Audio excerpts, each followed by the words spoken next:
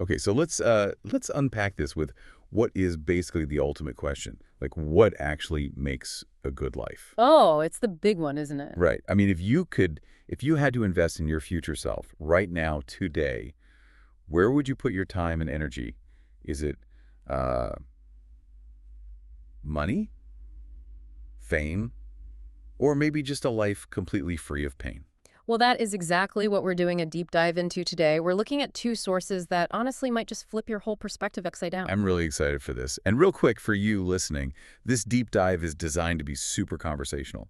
It's actually perfect if you're wanting to pick up natural English phrasing while we explore these kinds of complex ideas. Definitely real English, not textbook stuff. Mm. So we're looking at the massive Harvard study of adult development led by Robert Waldinger, and then some pretty counterintuitive research from a social psychologist on why we actually need pain. Right, so let's get right into it.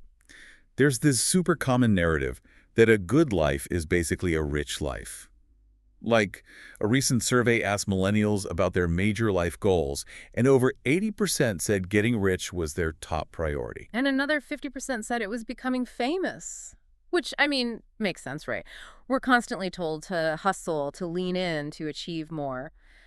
But the data completely challenges that narrative. Because the Harvard study isn't just some quick online survey. No, it is one of the most comprehensive longitudinal studies in history. For 75 years, they tracked 724 men. Which is just unheard of. Most studies fall apart after a decade because funding dries up. Or people just drop out of the study. Exactly. And they didn't just track one comfortable demographic either. They followed two really distinct groups. Right, there were the Harvard sophomores and then a group of boys from Boston's poorest tenements, families who didn't even have hot running water. Yep, and they tracked them from being teenagers all the way into their 90s to see what actually predicted a happy life. So, after analyzing tens of thousands of pages of data, did the Harvard guys win? Like, did the wealth protect them? Not at all. The absolute clearest message from this 75-year study is this: good relationships keep us happier and healthier. Period. Not wealth, not fame. Not even cholesterol levels. It was all about connection. It almost feels too simple, though. Like, we know friends are good for us. But how significant is the impact, really? It's profound. The study found that loneliness is actually toxic. It's not just about feeling sad, it's a physical stressor. People who are more isolated than they want to be experience a decline in brain function sooner. Loneliness kills as effectively as smoking or alcoholism. That is a terrifying insight.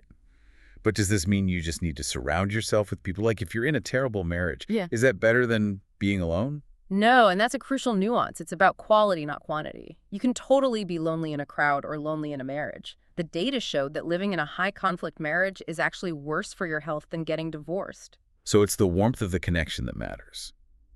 But surely even good relationships have arguments, right? They do. But the couples who were the happiest in their 80s didn't have smooth relationships all the time. Some of them bickered day in and day out. But provided they felt they could really count on the other person when things got tough, those arguments didn't damage their memories. Secure attachment protects the brain. Okay, so we need deep connections to weather the storms of life. But what about the storms themselves?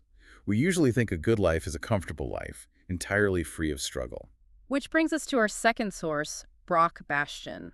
He argues that our pursuit of comfort might actually be making us miserable.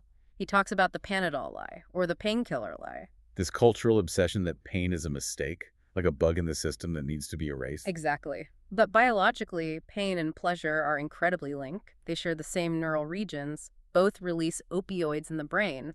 Think about a runner's high. Or the intense joy parents feel right after the pain of childbirth. Yes, the brain uses the exact same chemical system to process the throb of a headache and the pleasure of a hug. You can't numb one without numbing the other. Which reminds me of that ice bucket experiment he mentioned. This is fascinating. Researchers asked people to hold their hands in ice-cold water. They found that people who had experienced a moderate amount of adversity in their lives held their hands in the longest. Why?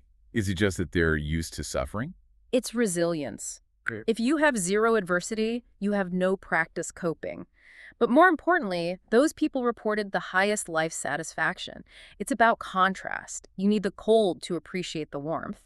Plus, Bastian notes that pain acts as a social glue. Right, the chili pepper experiment. Yes, they found that groups who shared the painful experience of eating spicy chili peppers actually cooperated better afterwards than groups that just shared chocolate. Shared struggle breaks down barriers and builds community faster than shared comfort. That makes total sense. We bond in the trenches, not at the spa. But we live in a world of climate control and shock-absorbing shoes.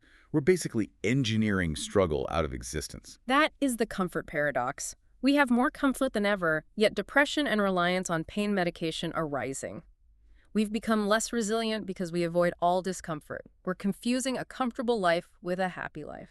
So putting this all together, the good life isn't about sitting on a beach with $1 billion and zero problems. Precisely.